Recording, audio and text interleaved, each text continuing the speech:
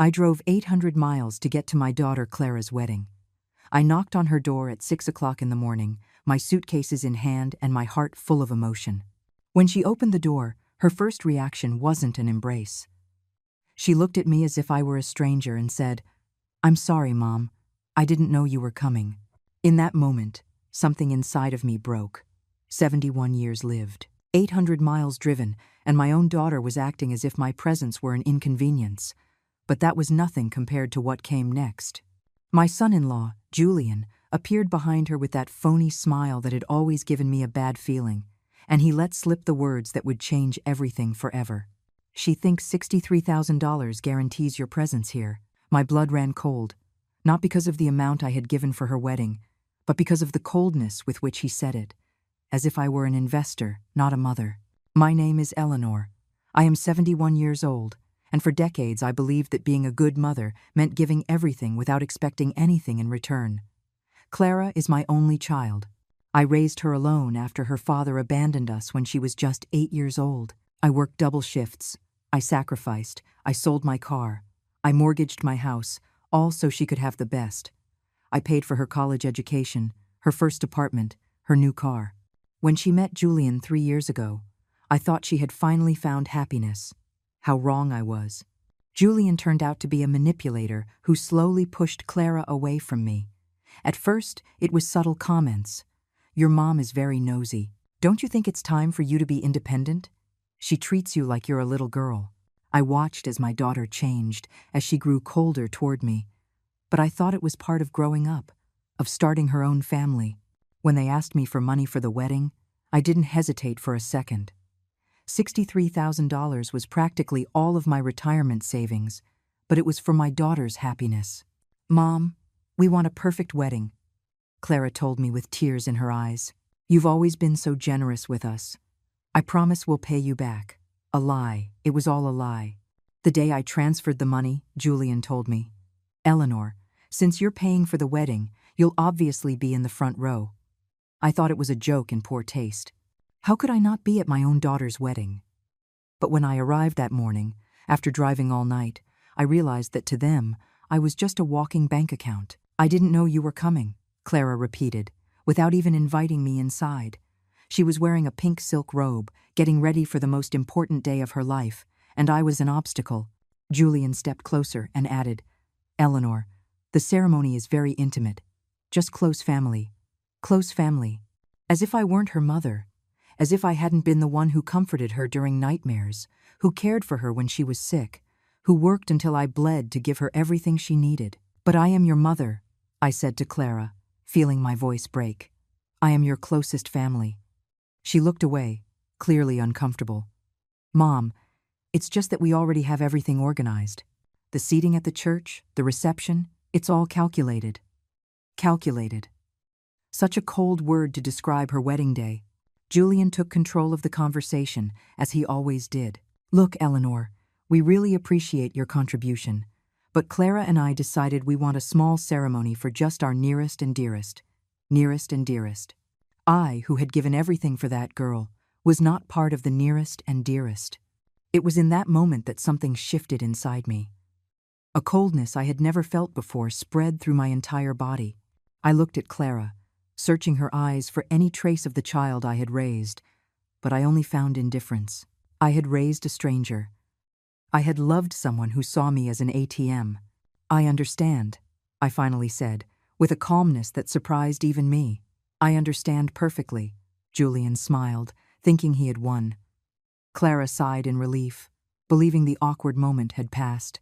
But they didn't know that I had secrets too.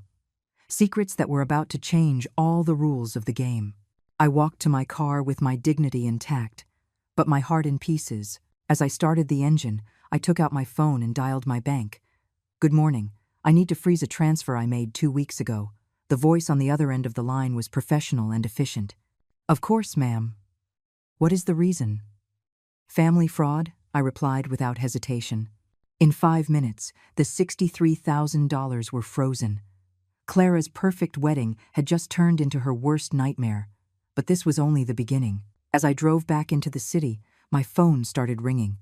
Once, twice, 3 times. I let it ring. I knew exactly who it was and why they were calling.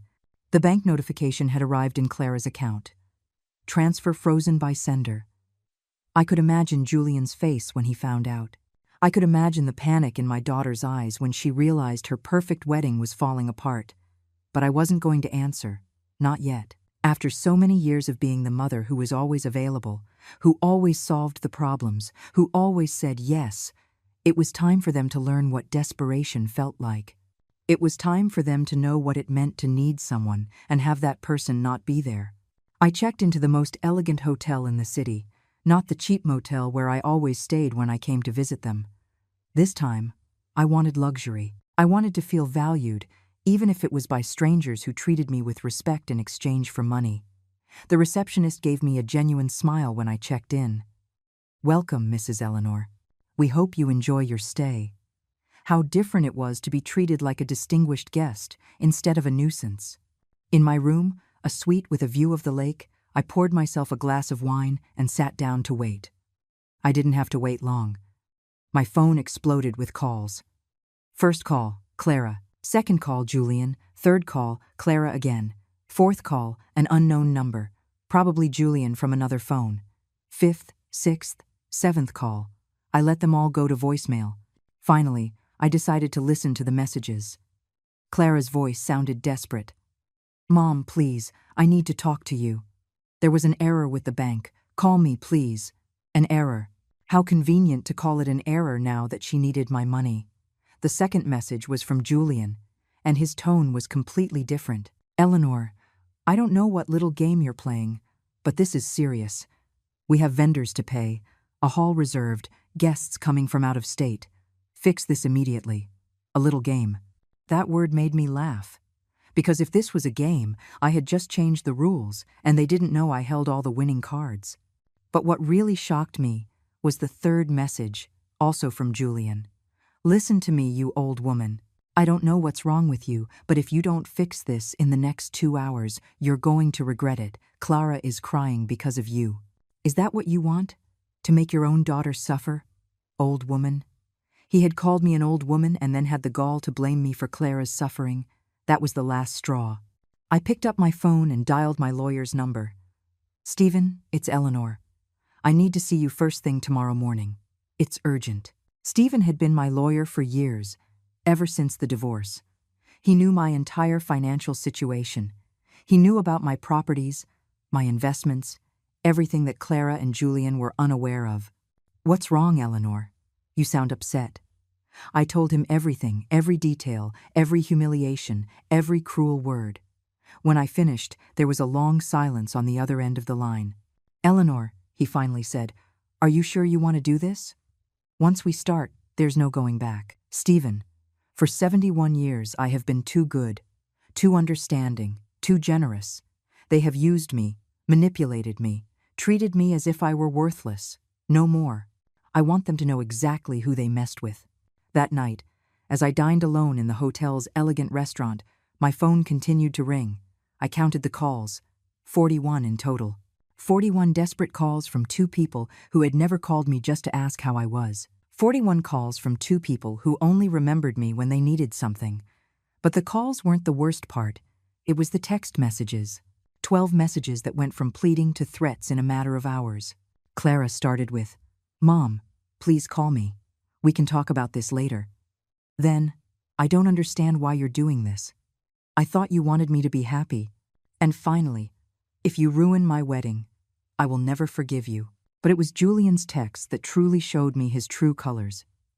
"Eleanor, this is ridiculous. Behaving like a child won't get you anywhere." Then, we get the message. "You wanted attention? You've got it. Now give the money back." And the last one, the one that made me laugh out loud. "You're a bitter old woman who can't stand to see her daughter happy. You've always been a manipulator." A manipulator. Me. The woman who had given everything without asking for anything in return. The woman who had worked herself sick to pay for my daughter's whims. The woman who had kept silent when Julian filled her head with foolish ideas about my supposed interference in their relationship. I couldn't sleep that night, not from guilt or regret, but from adrenaline. For the first time in years, I felt powerful. I felt in control. I felt like the main character in my own life instead of a supporting character in the lives of others. At 3 in the morning, I decided to do something I had never done before: check Clara's social media. What I found both broke my heart and strengthened my resolve. Photo after photo of her showing off her engagement ring, her ivory wedding dress, her honeymoon plans. I wasn't in any of those posts. She never mentioned me in any of her stories. It was as if I didn't exist. But what hurt the most was a post she had made the week before. So grateful to my future husband for teaching me how to be independent. I finally understand that true love isn't dependence, it's freedom. Thank you, Julian, for helping me cut the chains that were holding me back. Chains. I was the chains. My motherly love, my sacrifice, my dedication, all of that was chains to her. Julian had brainwashed her so thoroughly that she no longer saw my love as love, but as manipulation. She no longer saw my generosity as generosity, but as control. It was in that moment that I made my final decision. It wasn't just about the wedding money. It wasn't just about the humiliation of that morning. It was about years of being invisible, of being taken for granted, of being treated like a resource instead of a person. I took out my laptop and began writing emails to my contacts, researching my rights, making plans for the next few days. If Clara and Julian wanted a war, they were going to get one. But this time, I had the heavy artillery. Because what they didn't know was that I wasn't just a retired mother with some savings. I was a woman with properties, investments, contacts, and most importantly, with the truth on my side. For years, I had kept silent about many things. I had protected Clara from knowing certain details about her father, about our real financial situation, about the sacrifices I had made. But the silence was over. It was time for my daughter to know the whole truth. It was time for Julian to find out who he had really messed with. The sunrise found me awake, dressed, and ready for battle. 41 missed calls glowed on my phone's screen. 12 threatening messages waited to be answered. But I was no longer the Eleanor of yesterday. I was no longer the mother desperate to please her daughter. I was a woman who had decided to reclaim her power. And this was just the beginning. At 7 in the morning, my phone rang again. This time, I answered. It was Clara, and her voice sounded broken. "Mom, please, we need to talk. Come to the house." Her tone had completely changed. It was no longer the coldness of yesterday, but pure desperation. "Good morning, Clara," I replied with a calm that surprised even me. "How did you sleep?" "Mom, don't play games with me. You know exactly why I'm calling. The bank says you froze the money. Why would you do something like that?" Her voice broke at the end of the sentence. For a moment, I almost felt pity. Almost. But then I remembered her words from yesterday. "I didn't know you were coming." I remembered Julian's contemptuous face. I remembered how they had treated me like a stranger after I drove 800 miles to be there on the most important day of her life. "Clara, I think it's time we had a conversation we should have had a long time ago," I said. "But it's not going to be at your house.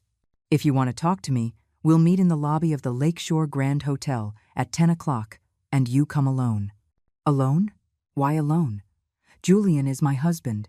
He has a right to be present in our family conversations." There it was again. Julian controlling even the conversations between a mother and daughter. "Clara, Julian is not your husband yet. And if you want me to unfreeze that money, you either come alone or you don't come at all. You decide." There was a long silence. I could imagine her consulting with Julian, asking for permission to speak with her own mother. Finally, she sighed. "Fine, I'll be there at 10. She hung up without saying goodbye. How far my little girl had strayed from the loving daughter who used to say, "I love you, Mom," before hanging up the phone. But I had more important things to do before that meeting. I called Stephen. "Good morning. Can we move up our appointment? I need to see you before 10. "Of course, Eleanor. How serious is this?" "Stephen, we're going to change my will. Completely." An hour later, I was in Stephen's office, signing documents that Clara could never have imagined existed. "Are you absolutely sure about this, Eleanor?" He asked me for the third time. "This is a very drastic decision." I looked him straight in the eye. "Stephen, for years, I have been a mother. I have put my daughter's needs before my own. I have sacrificed my happiness, my comfort, my dreams for her. And yesterday, I discovered that to her, I am just a bank account. I am more sure of this than anything else in my life. The documents were ready. Stephen explained every detail, every consequence. Once you make this public, Clara is going to know exactly what she's losing. Are you prepared for that conversation? I smiled for the first time in 24 hours. Stephen, I've been preparing for that conversation my whole life. I just didn't know it. I arrived at the hotel 5 minutes before 10. Clara was already there, sitting in a lobby armchair with her eyes red from crying. She was wearing a light green dress I had given her last year for her birthday. She looked small, fragile, like the little girl I used to comfort when she had nightmares. For a second, my mother's heart softened, but then I remembered Julian's words. She thinks $63,000 guarantees your presence. Mom, she said, standing up as she saw me, and tried to hug me. I took a step back. Sit down, Clara. We have a lot to talk about. Her eyes filled with tears when she saw me reject her embrace. Mom, why are you acting like this? I don't recognize you.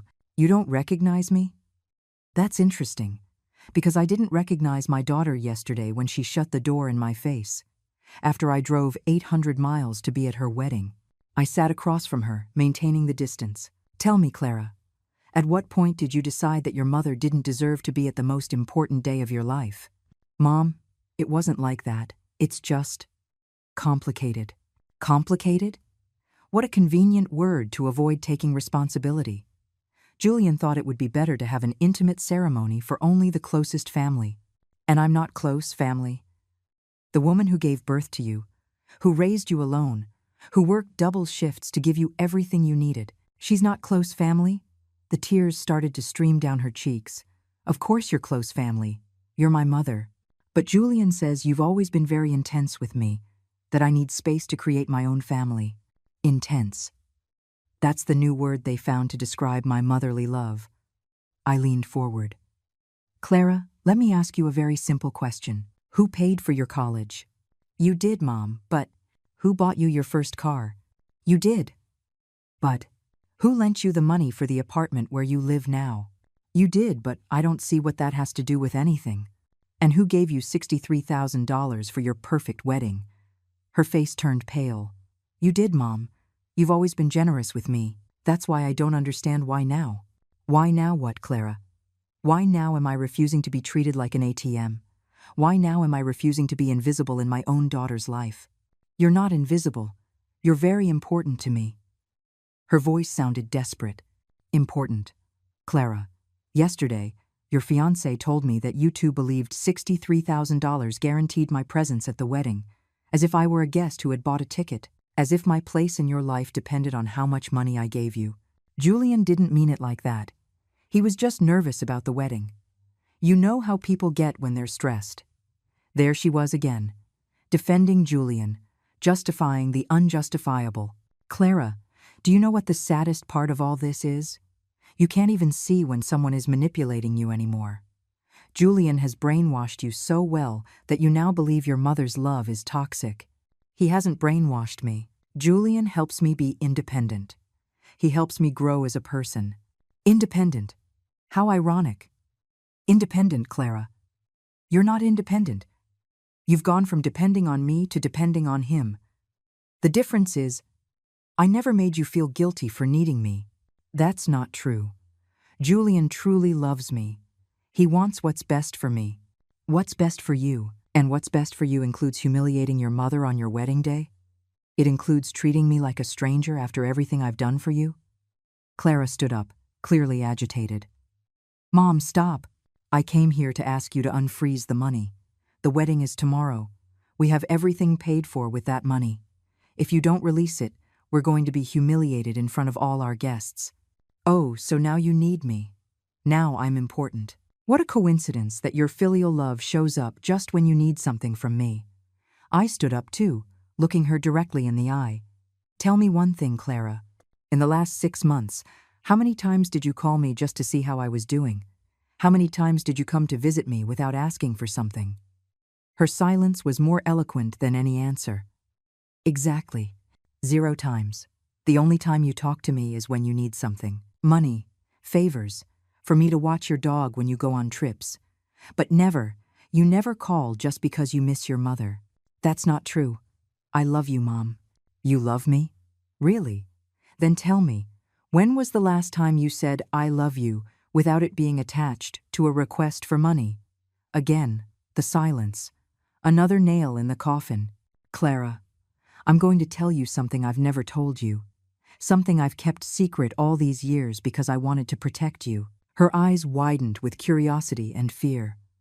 When your father left us, I had two options.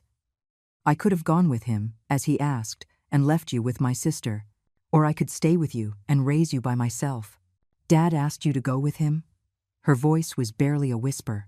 Yes, Clara. Your father asked me to leave everything and go with him to start a new life without you. He said you were too young, that you wouldn't remember us, that my sister would raise you well. Tears streamed freely down her face now. I chose to stay with you. I chose to be a single mother. I chose to sacrifice my chance at a new life because you were more important than anything in the world. My own voice broke, and now, 43 years later, my own daughter treats me like I'm an inconvenience.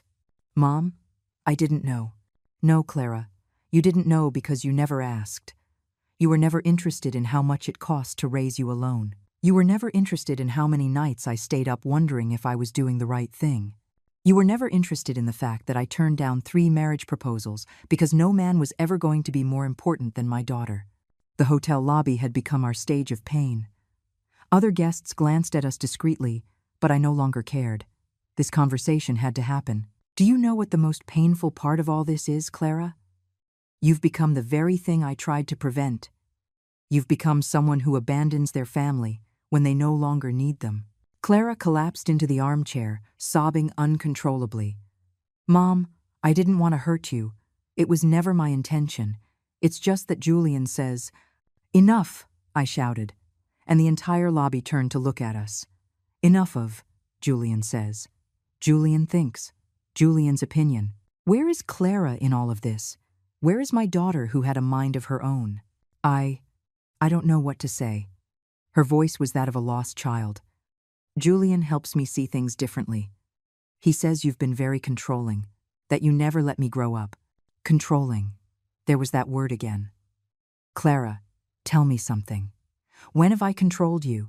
When have I forbidden you from doing something you truly wanted to do?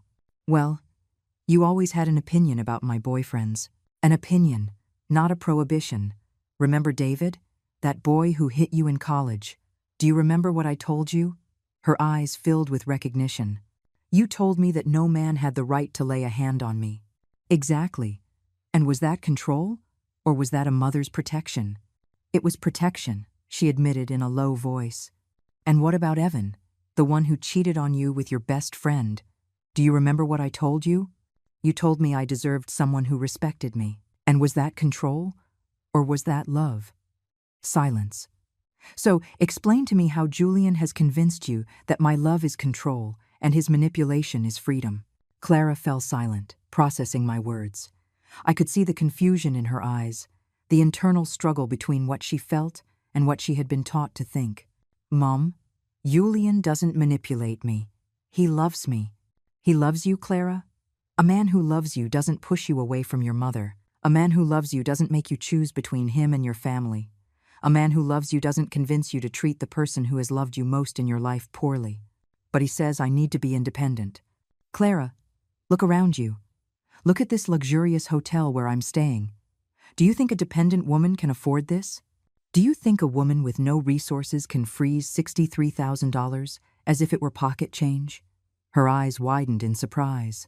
I hadn't thought of that. No, because Julian has made you believe I'm a needy old woman who depends on you too. But the reality is very different, my love. I took out my phone and showed her the screen. This is my main bank account. Read the figure. Her eyes widened like saucers. Mom, is this real? Very real. And this is just one of my accounts. Do you want to see the others? I don't understand where all this money came from. Work, smart investments, properties I bought when you were little. Remember those weekends I would take you to visit friends?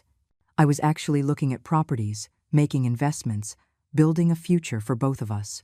Clara put her hands to her mouth. All this time you've had so much money, and you never told me. For what? So you would love me for my money? So Julian would set his sights on my bank account instead of your heart? I wanted you to love me for who I am, not for what I have. But Mom, if you have so much money, why did you work so hard? Why did you always say money was tight? Because I wanted to teach you the value of hard work. I wanted you to know that good things are earned. I wanted to raise you with values, not with whims. The tears returned to her eyes. Mom, I feel awful. I didn't know any of this. No, Clara, you didn't know because you never asked. In all these years, you were never interested in how I was really doing, what plans I had, what I dreamed for my future. You were only interested in what I could give you. That's not true. Her voice was less convincing each time. No? Then tell me. Do you know what my favorite color is? Silence. Do you know what my favorite food is? More silence. Do you know what I like to do in my free time? The silence was deafening. You know nothing about me, Clara. To you, I'm just Mom, the one who solves problems and gives money. But I am Eleanor. I am a 71-year-old woman with tastes, preferences, dreams, and plans. I am a whole person, not just your mother. Mom, Let me finish. Yesterday, when Julian said you two thought $63,000 guaranteed my presence, he confirmed what I already knew. To you two, my value is measured in money. As long as I can give, I'm useful. When I can't, I'll be disposable. Don't say that. You know I love you. You love me? Then answer this. Why, on your entire social media page, in all your wedding photos, in all your posts about your happiness, do I never appear? Why do you never mention me? Why is it as if I don't exist in your life? Clara hung her head in defeat. Julian says that posting too much about family is in poor taste. And what do you say? What do you think? Or do you not think for yourself anymore? My voice hardened. Clara, when was the last time you made a decision without consulting Julian? He's my partner. It's normal to consult him on things. Normal? Is it normal for your partner to decide if you can mention your own mother on social media? Is it normal for your partner to have an opinion on whether your mother can come to your wedding? He just wants to protect me. Protect you from what? From your own mother? I leaned forward, staring at her intently. Clara, I'm going to tell you something I hope you understand. Julian doesn't protect you from me. He isolates you from me. And there is a huge difference. I don't understand the difference. Protection gives you tools to face the world. Isolation takes away your tools so that you depend on the person isolating you. Julian doesn't want you to be strong. He wants you to be dependent on him. But he makes me feel special. Special or needed? Clara, have you ever wondered why Julian never had a problem with me paying your expenses, but he does have a problem with me maintaining a close relationship with you? Clara frowned, thinking, I hadn't looked at it that way. Of course not, because he's very clever. He lets you receive my money, but not my love. He lets you benefit from my generosity, but not from my wisdom. He makes you my heir, but not my daughter. Mom, you're confusing me. No, Clara. I'm clarifying things for you. For the first time in years, I'm telling you the unfiltered truth. I leaned back in the armchair, emotionally exhausted. Now tell me, what's more important to you? The money for your wedding or the relationship with your mother? Both. Why do I have to choose? Because yesterday, you two already chose. You chose the money when you closed the door on me. You chose the money when you treated me like a vendor instead of a mother. You chose the money when you humiliated me in front of my son-in-law. We didn't choose the money. Her voice sounded less certain. No? Then explain to me why Julian mentioned the $63,000 within the first 5 minutes of the conversation. Explain to me why his first concern wasn't apologizing for treating me poorly, but ensuring the money was still available. Clara fell silent, processing. I could see in her eyes that the pieces of the puzzle were starting to fit together. Mom, what do you want me to do? I want you to think for yourself, without Julian's influence. I want you to remember who you were before you met him. Were you more dependent on me, or were you more authentic? Silence. Clara, before Julian, when was the last time you spoke rudely to me? When was the last time you disrespected me? Another revealing silence. Never, she finally admitted. Never, because I taught you to respect your mother. I taught you that family is sacred. I taught you values that Julian is destroying one by one. I stood up, tired of the conversation.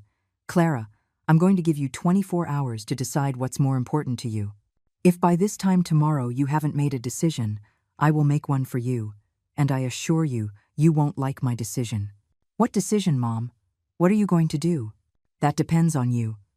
But remember something. I have lived 71 years without Julian. I can perfectly well live another 20 without him. The question is, can you live without your mother? I walked away, leaving her there, sobbing in the hotel lobby. But this time, her tears didn't stop me. This time, my pain was stronger than my maternal instinct to comfort her. Because it was time for Clara to learn that actions have consequences and that a mother's love, though infinite, is not unconditional when it comes to respect and dignity. That afternoon, I dedicated myself to doing something I hadn't done in years, taking care of myself. I went to the hotel spa, got a massage, a manicure, a pedicure. I got my hair cut at the fanciest salon in the city. I bought new clothes that made me feel powerful and elegant. Because I had made a decision. I was no longer going to dress like the long-suffering mother everyone expected. I was going to dress like the successful woman I truly was. As I was trying on an elegant red dress in the most expensive boutique on Michigan Avenue, my phone rang. It was Julian. This time, I decided to answer. Hello. My voice was cold, distant. Eleanor, we need to talk. His tone was no longer arrogant like yesterday. There was a note of nervousness that I enjoyed hearing. Speak, I said as I admired myself in the mirror. The red dress fit me perfectly. Look, I think there was a misunderstanding yesterday. Clara is very upset, and so am I. The wedding is tomorrow, and we need to sort this out. A misunderstanding. What a convenient word. There was no misunderstanding, Julian. You two were very clear yesterday. I was not welcome at my own daughter's wedding. The message was received loud and clear. That's not what we meant. We were stressed. You know how weddings are. Julian, let me ask you something. In these 3 years, have you ever treated me like your girlfriend's mother? Or have you always seen me as an obstacle? There was a long silence. I don't know what you're talking about, Eleanor. I've always respected you. I laughed, a genuine laugh that surprised even the saleswoman. Respected me? Calling me an old woman is respect? Saying I'm a manipulator is respect? Convincing my daughter that my love is toxic is respect? I never said those things. Julian, do you think I'm stupid? I'm 71 years old. I'm not a naive teenager. I know exactly what you've been doing. You've been poisoning my daughter against me since the day you met her. That's a lie. I love Clara. Do you love her? Or do you love what she can give you? Because a man who loves a woman doesn't push her away from her family.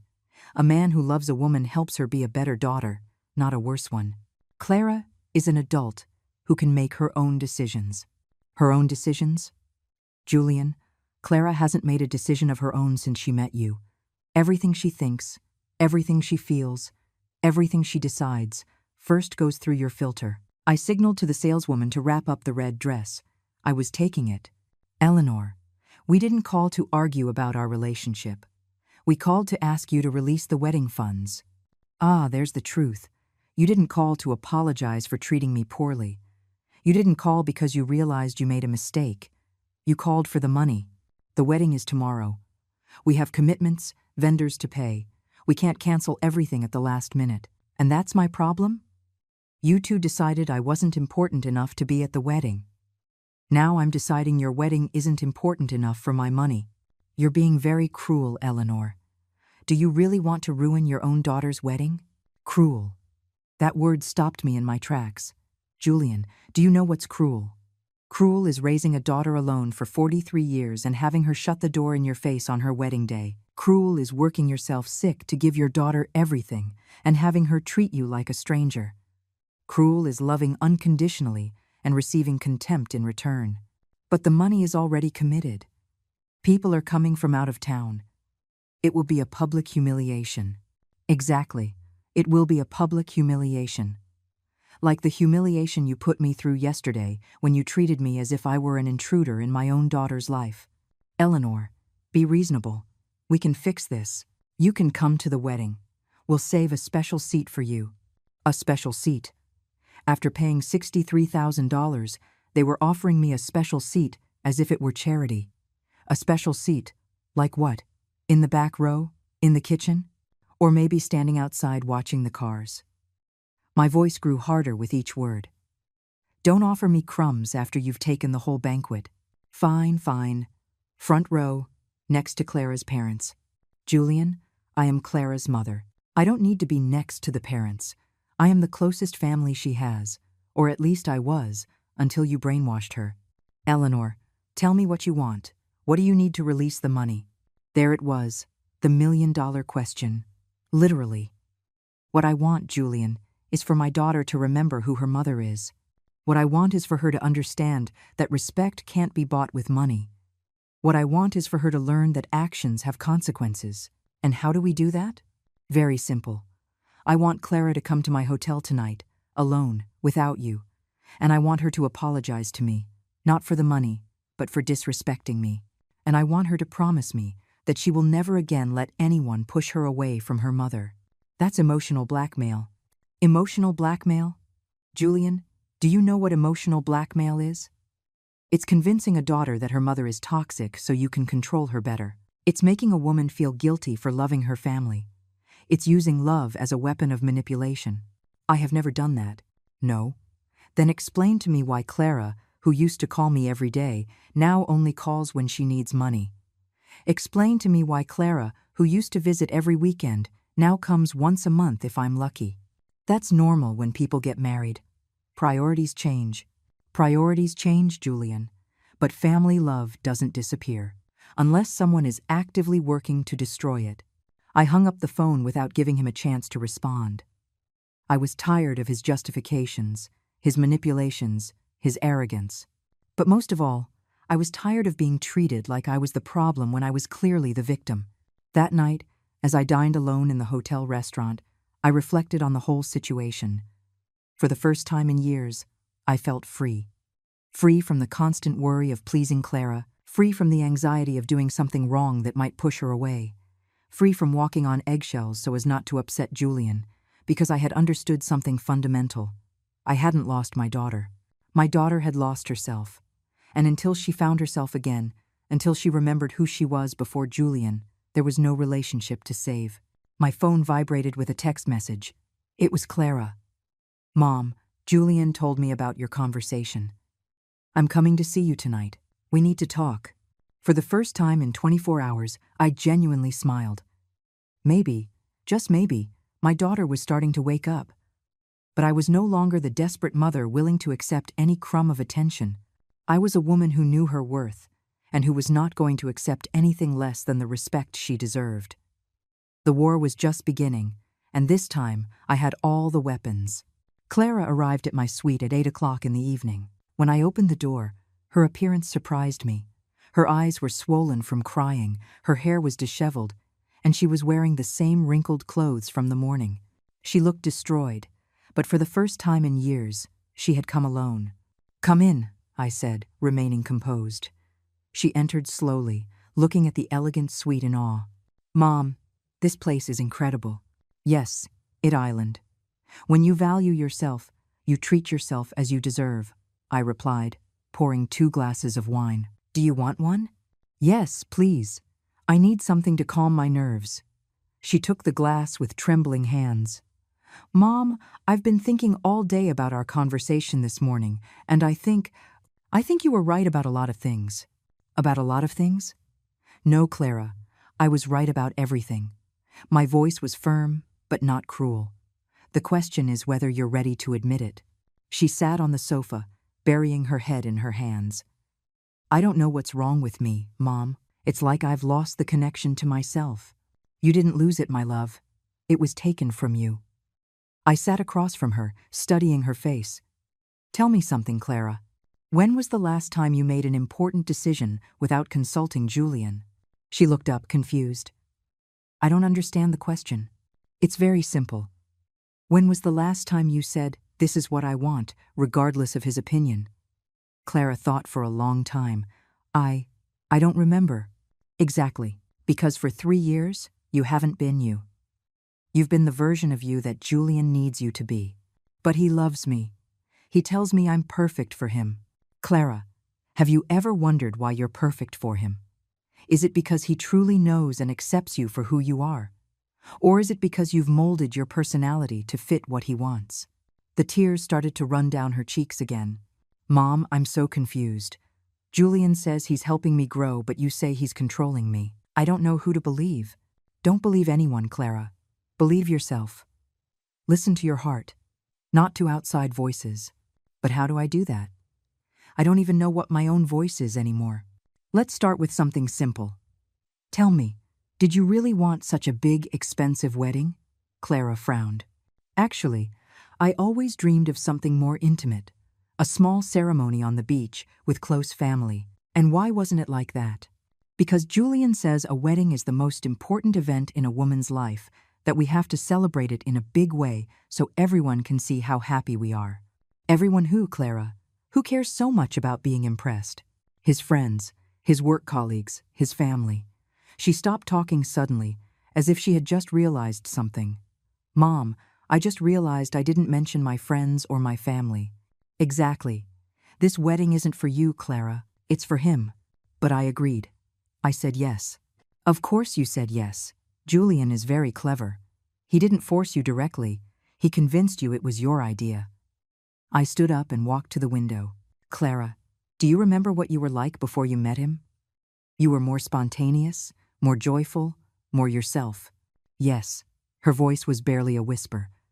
Mom, is it normal for my fiancé to constantly criticize me, to tell me how to dress, how to talk, who to associate with? My heart sped up. She was finally starting to see reality. No, my love, that's not normal. That's control. But he says he does it because he loves me, because he wants me to be the best version of myself. Clara, the best version of yourself is the authentic version, not the version he wants to mold. I turned to look at her directly. A man who truly loves you, accepts you as you are, and helps you shine by being yourself. He doesn't change you to fit his idea of perfection. Mom, I'm scared. Of what? That you're right. That I've made a terrible mistake. That tomorrow I'm going to marry someone who doesn't really know me. And what scares you most about that? That it's too late to change my mind. She stood up abruptly, pacing the room. Mom, everything is paid for. The guests have already arrived. Julian's family came from another state. If I cancel now, it's going to be a horrible scandal. Clara, would you prefer a one-day scandal or a lifetime of unhappiness? My question stopped her in her tracks. A marriage isn't an event, my love. It's a whole life. And if you have doubts now, imagine yourself in 10 years. But Julian will be furious. He'll say I'm crazy, that I'm irresponsible. And does that matter more to you than your own happiness? No. But there are no buts, Clara. Either your happiness is more important than his anger, or it isn't. It can't be both. Clara sank back onto the sofa. Mom, if I cancel the wedding, I'll lose Julian. And if you don't cancel it, what will you lose? Myself. And you. The admission came out like a painful whisper. Clara, I'm going to tell you something I hope you remember for the rest of your life. It is better to be alone and be yourself than to be with someone and be a fake version of yourself. I sat down beside her and took her hands. I was alone for many years after your father left, and they were happy years because I was authentic. Didn't you miss having a partner? Of course I did. But I preferred authentic loneliness to fake companionship. And look, I eventually found real love, but at that time, it wasn't my priority. Real love? When? 5 years ago, I met a wonderful man, Arthur. But I didn't tell you about him because by then, Julian had already convinced you that I was problematic. Her eyes widened like saucers. You have a boyfriend, and you never told me? Clara, I tried to tell you several times, but every time I mentioned I had met someone, you would change the subject or tell me to be careful with men who take advantage of older women. That sounds like something Julian would say. Exactly. Because they weren't your words anymore. They were his words coming out of your mouth. I stood up, went to my purse, and took out a photo. Look, it was a photo of Arthur and me on our last trip together. We looked happy, relaxed, in love. Mom, he looks like he really loves you. He adores me, and I adore him. But I have never allowed him to change me or to push me away from you. Because when love is real, it doesn't destroy existing relationships, it enriches them. Does he want to meet me? He's dying to meet you. But he respects that I set the time and the manner. He has never pressured me to choose between him and my daughter. The comparison was obvious and painful. Mom, it hurts so much to realize all of this. I know, my love. But the pain of the truth is temporary. The pain of living a lie is for a lifetime. I sat beside her again. Clara, regardless of what you decide about the wedding, I need you to understand something. You are my daughter, and you will always be my daughter. But I will not allow myself to be disrespected. What does that mean? It means that if you choose to stay with Julian, and he continues to poison you against me, I will protect my own peace of mind. I will not continue to be the ATM for your relationship or the villain in your love story. Mom, I don't want to lose you. Then don't lose me. But don't expect me to settle for the crumbs of love that Julian allows you to give me. My voice hardened slightly. I deserve a daughter who defends me, who values me, who includes me in her life out of love, not obligation. Clara burst into tears. Mom, I've been horrible to you. I didn't realize what was happening. My love, realizing is the first step.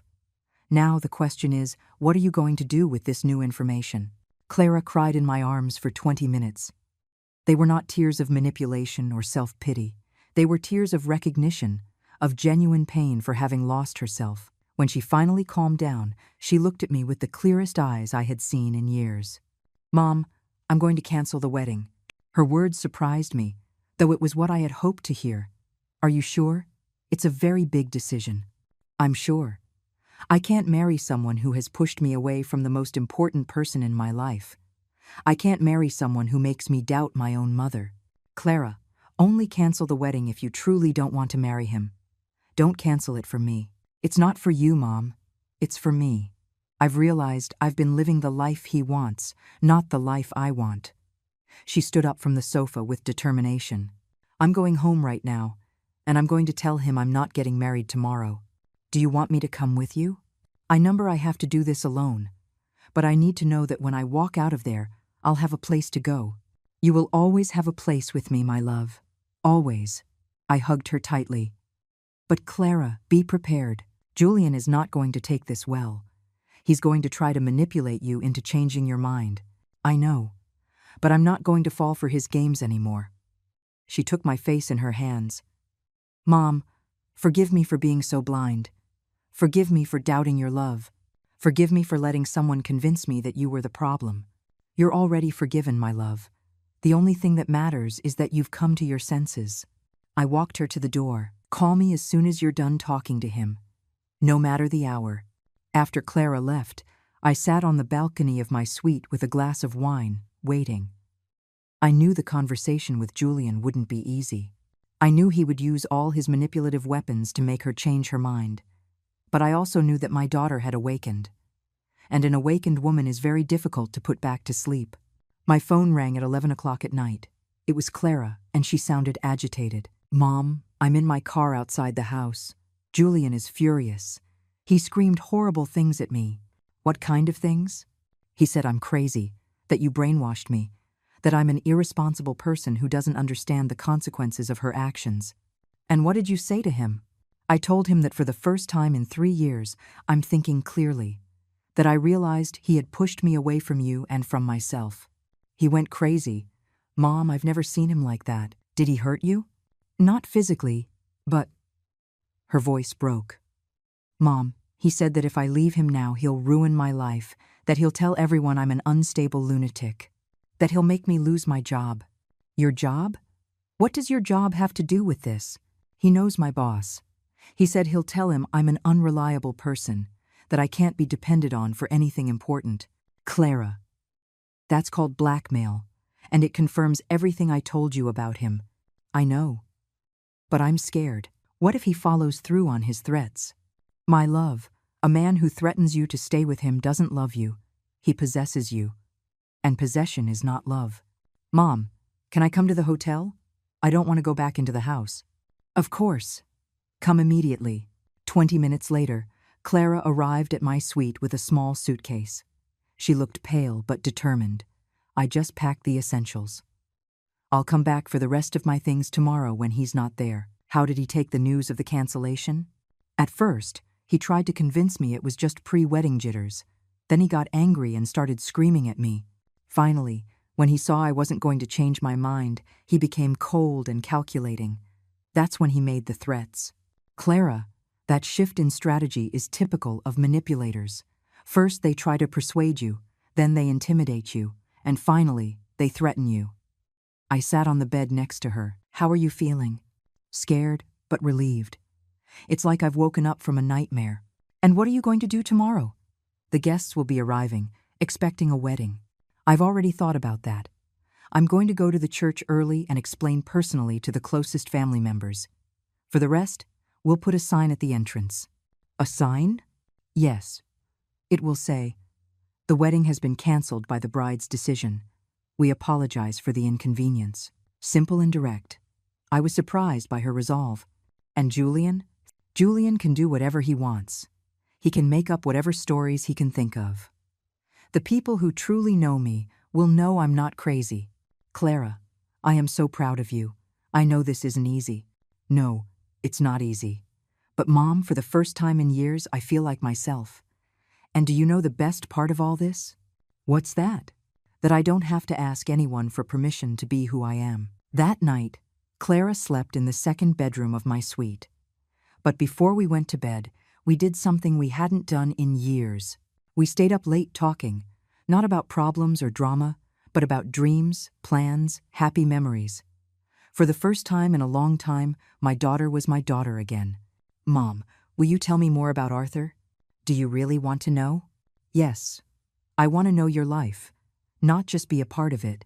I told her about Arthur, about our travels, about how he had brought back the joy of being loved for who I truly am. When am I going to meet him? When you're ready.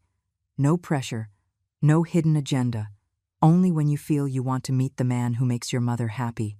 I want to meet him, Mom. I want you to know that I support your happiness. Her words filled my heart.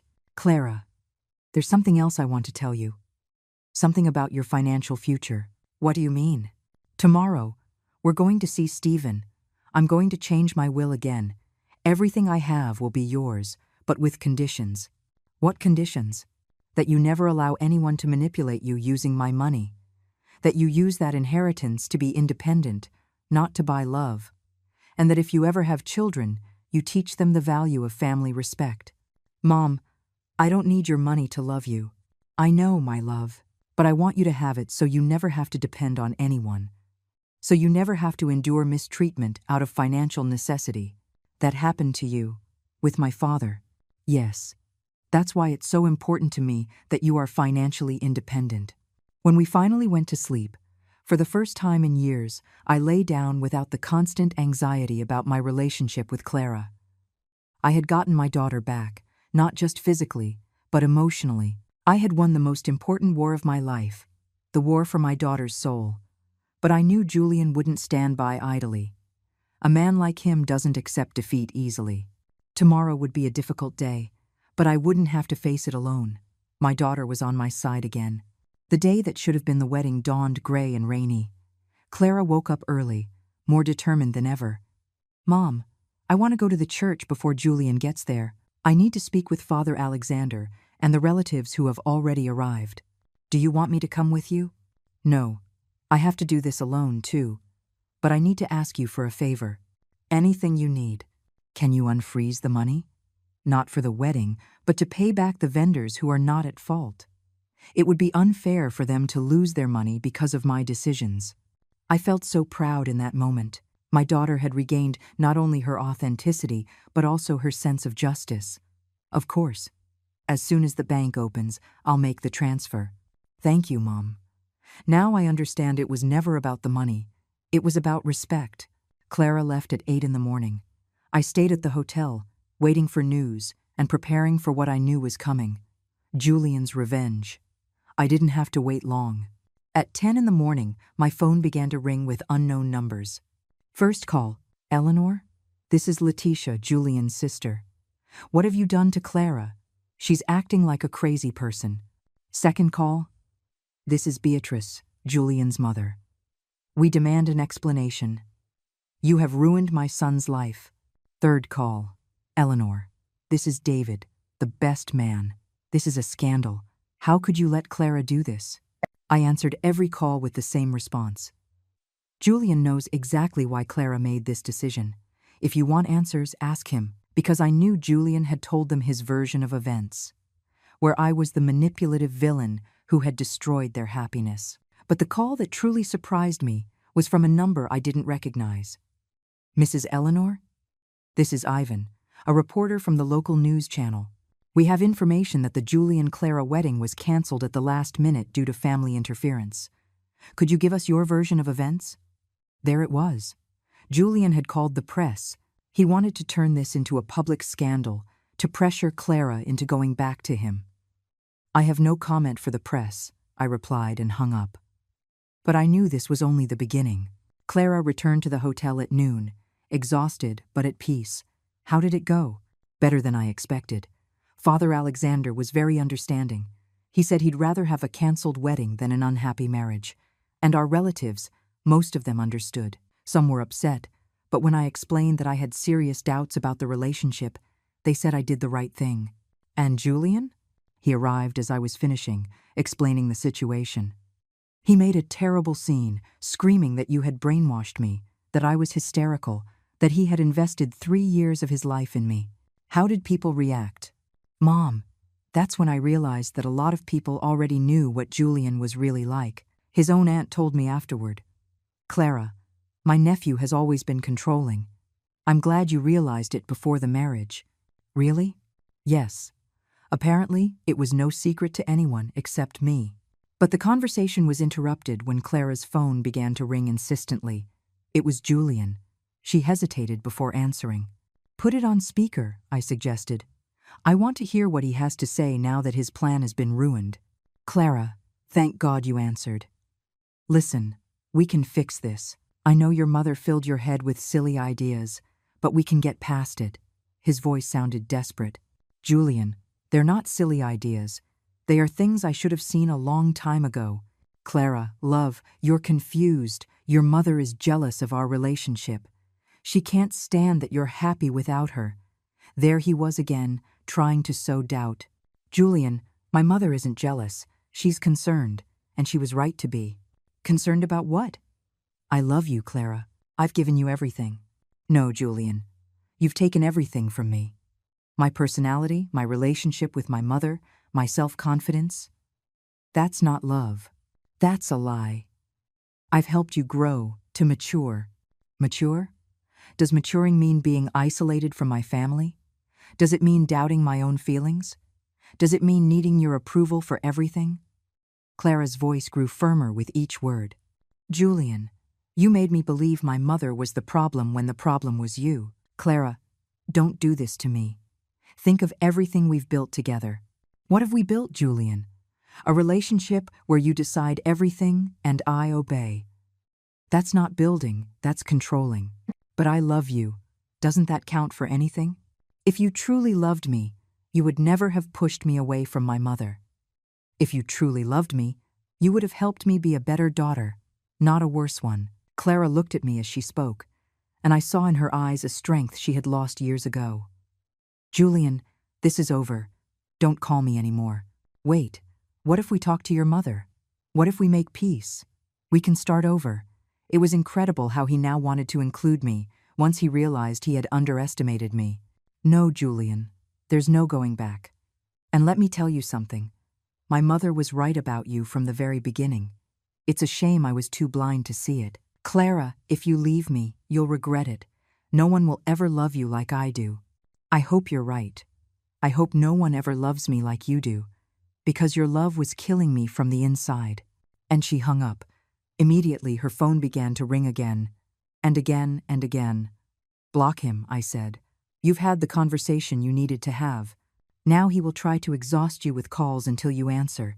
Clara blocked Julian's number and sighed in relief. But I knew this wasn't over. I knew men like Julian. They don't accept defeat. They seek revenge.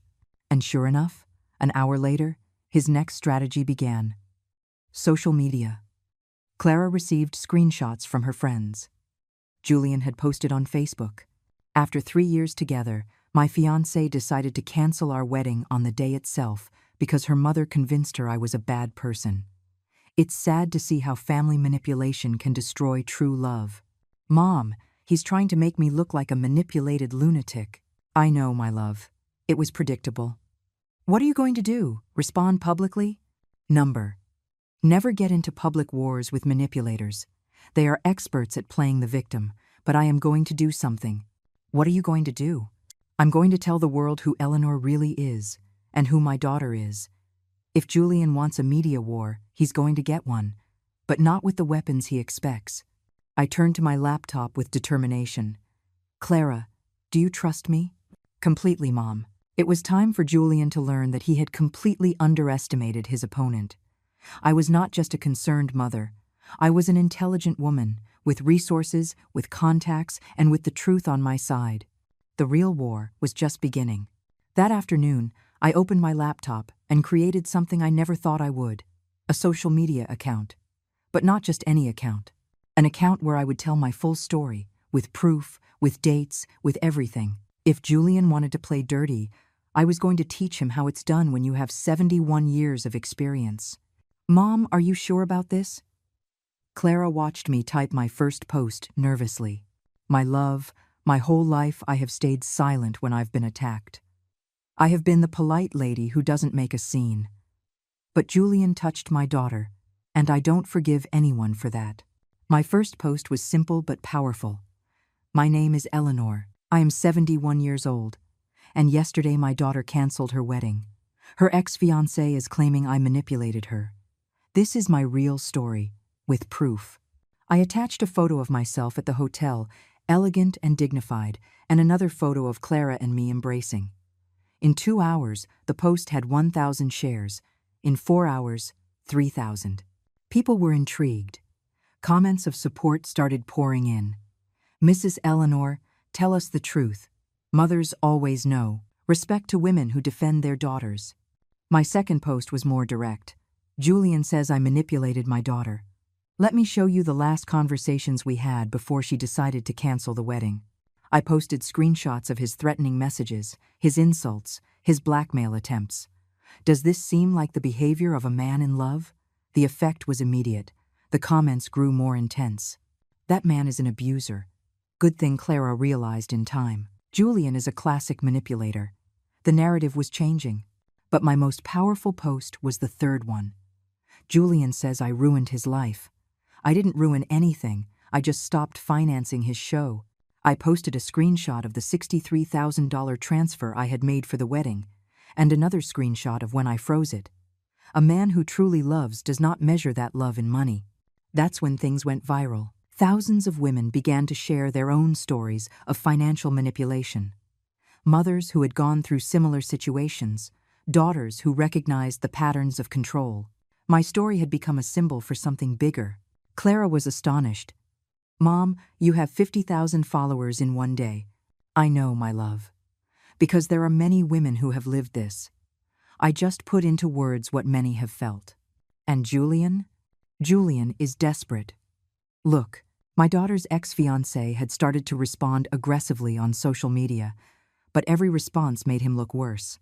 That old woman is lying. Clara was happy until her mother interfered. Eleanor is a professional manipulator. Every comment he made generated more support for us. He's sinking himself, Clara observed. Manipulators don't know how to act when they lose control of the narrative. Mom, many women are writing to me, telling me similar stories, some very sad. That's the power of speaking the truth, my love. The truth resonates. But the final blow came when we least expected it. One of Julian's ex-girlfriends, motivated by my story, decided to speak publicly. Her name was Letitia, and she had dated him for 2 years before he met Clara. Her testimony was devastating. Julian did the exact same thing to me. He pushed me away from my family, controlled my money, made me believe my mother was toxic. When I finally realized it and left him, he also tried to ruin my reputation. Seeing Clara go through the same thing breaks my heart, but I'm so glad she had a mother like Eleanor to defend her. After that testimony, 3 more women came forward, all with nearly identical stories. Julian had a pattern. Clara hadn't been his first victim, but thanks to me, she had been his last. Mom, I feel horrible for all those women. Don't feel horrible, my love. Feel grateful that you realized in time. And feel proud that your story will help other women recognize the signs. A week later, Clara and I were at my house, packing up her things from the apartment she had shared with Julian. He had disappeared from social media after the scandal. He had lost his job when his boss saw all the material that had gone viral. His reputation was ruined. Do you feel bad for him? I asked Clara as I folded her clothes. I feel bad for the person I was when I was with him, but not for him. Number. And how do you feel now? Free. For the first time in 3 years, I feel completely free. That afternoon, as we were having coffee in my garden, Clara asked me a question that surprised me. Mom, when am I going to meet Arthur? Are you sure you want to meet him? More than sure. I want to meet the man who makes my mother happy, and I want to apologize to him for all the time we wasted because of me. I called Arthur that very night. My love, there's someone who wants to meet you. Clara? Yes, she's ready. Eleanor, I have waited for this moment for 5 years. You don't know how happy you make me. The introductory dinner was the next day. Arthur arrived with flowers for both of us, and with the most genuine smile I had seen in years. Clara, your mother has told me so much about you that I feel like I already know you. Mr. Arthur, I'm so sorry you had to wait so long for this moment. There's nothing to be sorry for, my dear. The important thing is that we're here now. Throughout the dinner, I watched how Arthur naturally included Clara in our conversations, how he respected my role as a mother, how he never tried to compete for my attention. It was the behavior of a self-assured man who didn't need to isolate the woman he loves. Mom, Clara told me at the end of the night, now I understand the difference between real love and possession. Arthur loves you so much that he wants you to be happy in all areas of your life. Julian loved me so much that he wanted to be my only source of happiness. 6 months later, Clara had found a new job. She had made new friends and had started dating a man who encouraged her to talk to me every day. I had sold some of my properties, and Arthur and I had decided to travel the world together. Mom, there's something I want to tell you. We were having lunch at our favorite restaurant, a tradition we had resumed.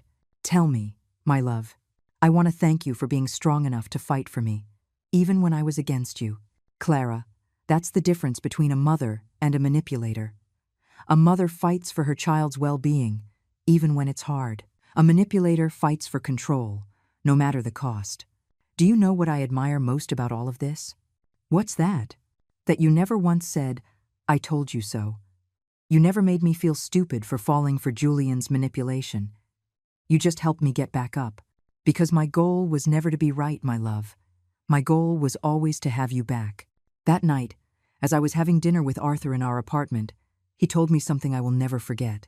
Eleanor, what you did for Clara was extraordinary.